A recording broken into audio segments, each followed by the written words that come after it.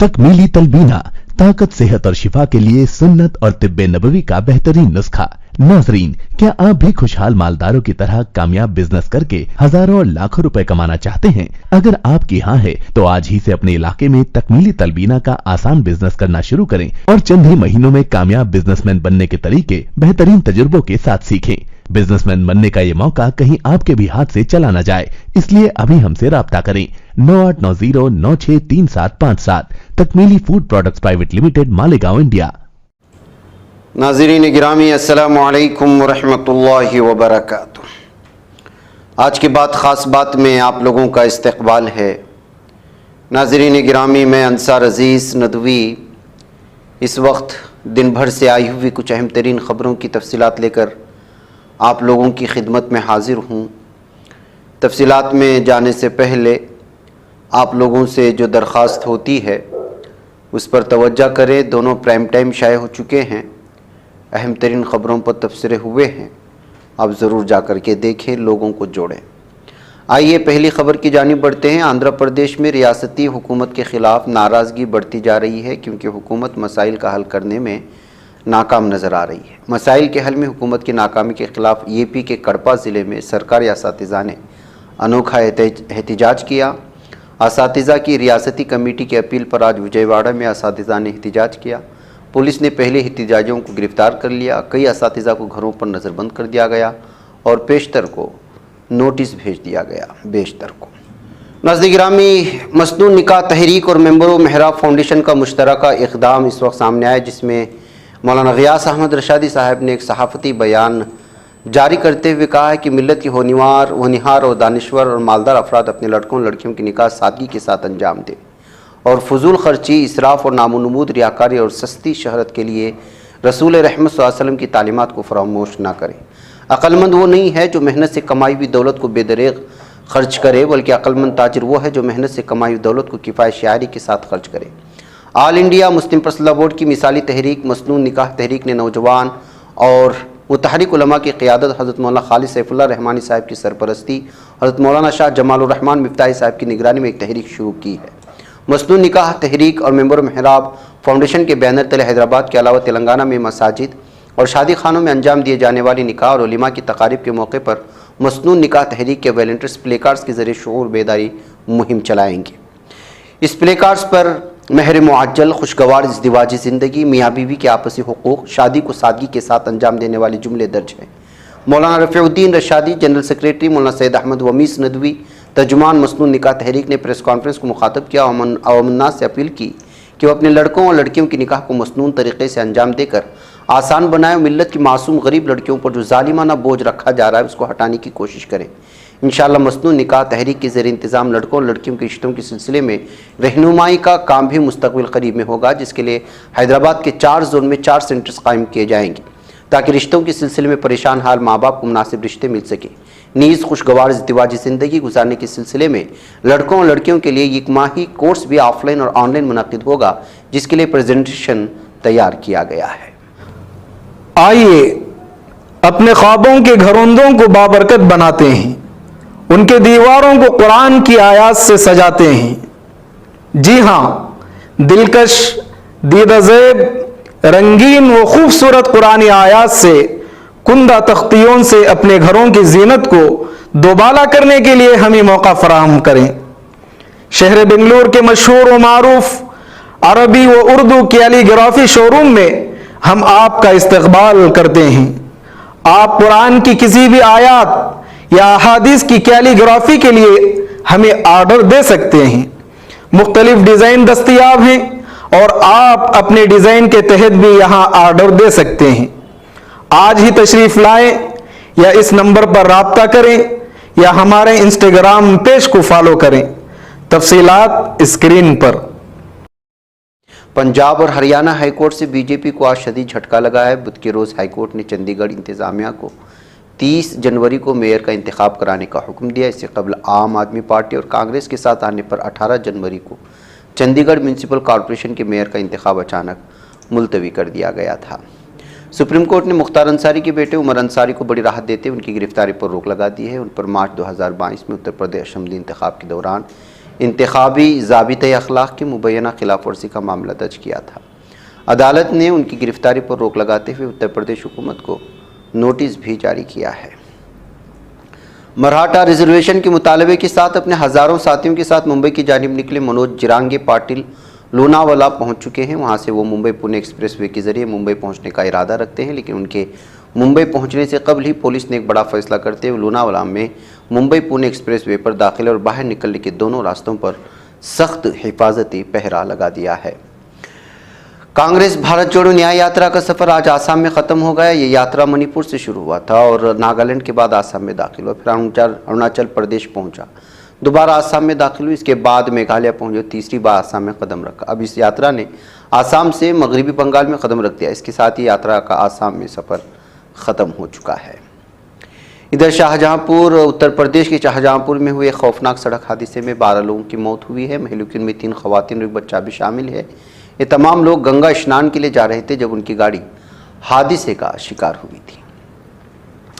ادھر ایودھیا میں پران پرتشٹھا کے دوران ممبئی سے متصل میرا روڈ میں پھیلنے والی فرقہ وارانہ کشیدگی اب قدرے کم ہو چکی، لیکن خوف و ہراس فنوس برقرار ہے۔ محکمہ پولیس نے احتیاط کے طور پر علاقے کے مختلف مقامات پر بیریکیڈ لگا رکھا ہے، جس کی وجہ سے حالات زندگی معمول پر آنے لگے۔ امن و امان کی برقراری میں محکمہ پولیس کی مستعدی اور مقامی لیڈران کی کوششوں کا جہاں بڑا عمل دخل بتایا جا رہا، وہیں پولیس کی جانب سے مسلمانوں کی یک طرفہ کارروائی کی بھی شکایت کی جا رہی۔ میرا روڈ کے نیا نگر کے رہنے والے لوگوں کا کہنا ہے کہ مقامی ایم ایل اے کی ہدایت پر پولیس یک طرفہ کارروائی کر رہی ہے، جس کی وجہ سے لوگ ڈرے ہوئے۔ ممبئی سے شائع ہونے والے اخبار ممبئی اردو نیوز میں شائع ایڈوکیٹ انور کے بیان کے مطابق نیا نگر پولیس اسٹیشن میں تقریباً 70 مسلم نوجوانوں کو بٹھا کر رکھا گیا، 4 سے 5 نوجوانوں کو چھوڑا گیا، جس کی وجہ سے دیگر نوجوانوں کے والدین اس امید پر خاموش ہیں کہ ان کے بچوں کو بھی چھوڑ دیا جائے گا۔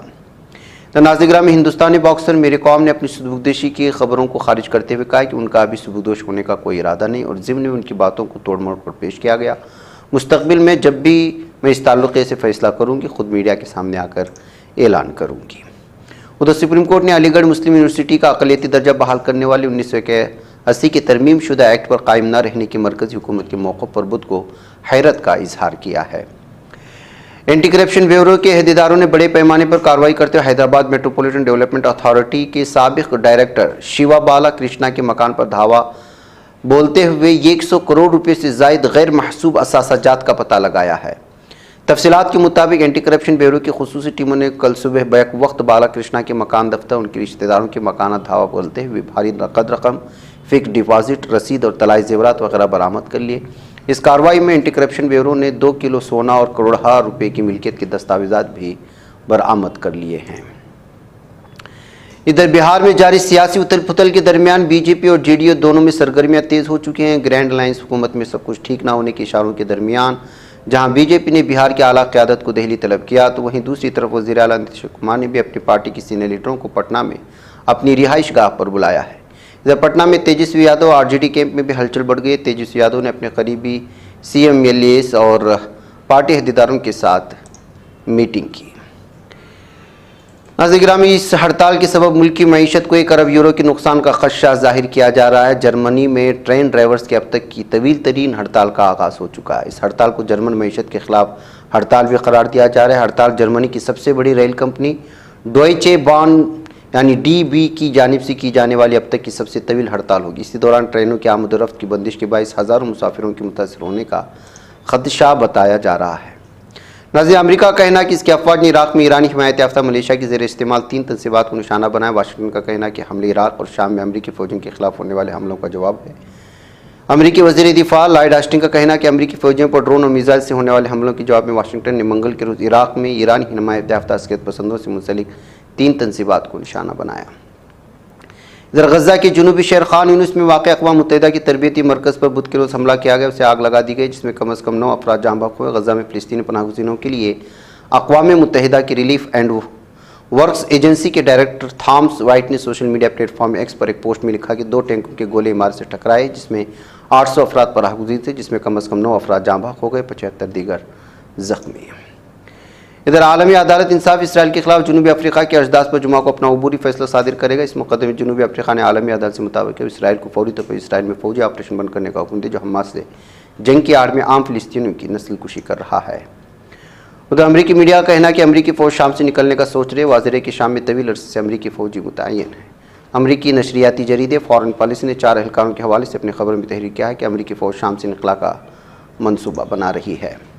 روس کے وزیر خارجہ سرگئی لاوروف نے کہا کہ امریکہ جنوبی کوریا اور جاپان کو شمالی کوریا کے خلاف جنگ کے لیے تیار کرا رہا ہے. جنوبی افریقہ کی اسرائیل کے خلاف دائر کروائے گئے دعویٰ نسل کشی میں احتیاطی تدابیر کا فیصلہ کل 26 جنوری بروز جمعہ کو سنایا جا رہا ہے. بین الاقوامی دیوان عدالت کی طرف سے جاری کیے گئے تحریر بیان کے مطابق جنوبی افریقہ کی طرف سے اسرائیل کے خلاف دائر کروائے گئے دعوے میں احتیاطی تدابیر کا فیصلہ کل 26 جنوری بروز جمعہ ترکیہ کے مقامی وقت کے مطابق سحر پہر 3 بجے سنایا جائے گا. شمالی کینیڈا میں ایک چھوٹا سا مسافر طیارہ گر گیا جس میں سوار 6 افراد ہلاک ہو چکے ہیں. اسرائیلی وزیر خارجہ یسرائیل کاتس نے ایران سے متعلق کہا ہے کہ اگر اس نے اپنی روش نہ بدلی تو نتائج سنگین ہوں گے. یسرائیل کاتس نے اسرائیل کے دورے پر موجود برطانوی ہم منصب ڈیوڈ کیمرون سے ملاقات کے بعد ایک تحریری بیان جاری کیا تھا. دہشت گرد تنظیم PKK نے عراق کی کردی انتظامیہ سے وابستہ پیشمرگہ قوتوں پر حملہ کر دیا ہے. کردی انتظامیہ کی ادارہ برائے انسداد دہشت گردی نے فیس بک پر اس حوالے سے ایک پوسٹ جاری کی ہے. ادھر یمن کی ایرانی حمایت یافتہ حوثیوں نے کہا کہ ہم نے خلیج عدن اور آبنائے باب المندب میں ایک امریکی جنگی بحری جہاز کو نشانہ بنایا اور 2 تجارتی جہازوں کو واپس پلٹنے پر مجبور کر دیا ہے. حوثیوں کے فوجی ترجمان یحییٰ سیری نے دعویٰ کیا ہے کہ ہم نے غزہ کے ساتھ تعاون اور یمن پر امریکی اور برطانوی حملوں کے جواب میں خلیج عدن اور باب المندب میں امریکی جنگی جہازوں کے ساتھ جھڑپ کی ہے. ناظرین گرامی، آج کی بات خاص بات میں اتنا. انشاءاللہ پھر آپ لوگوں سے ملاقات ہوگی. مجھے اجازت دیں. السلام علیکم ورحمۃ اللہ وبرکاتہ. یہ چینل حق نگر بن کر کچل دیتا ہے فتنوں کو. اگر گندی ہو پالیسی تو مرتے دیکھ کتنوں کو. اسی بازار میں بکتے ہوئے دیکھا ہے سپنوں کو. سبھی یکساں ہے یہ پیغام دو غیروں کو اپنوں کو. وطن اہل وطن کا ہے گلے بے خار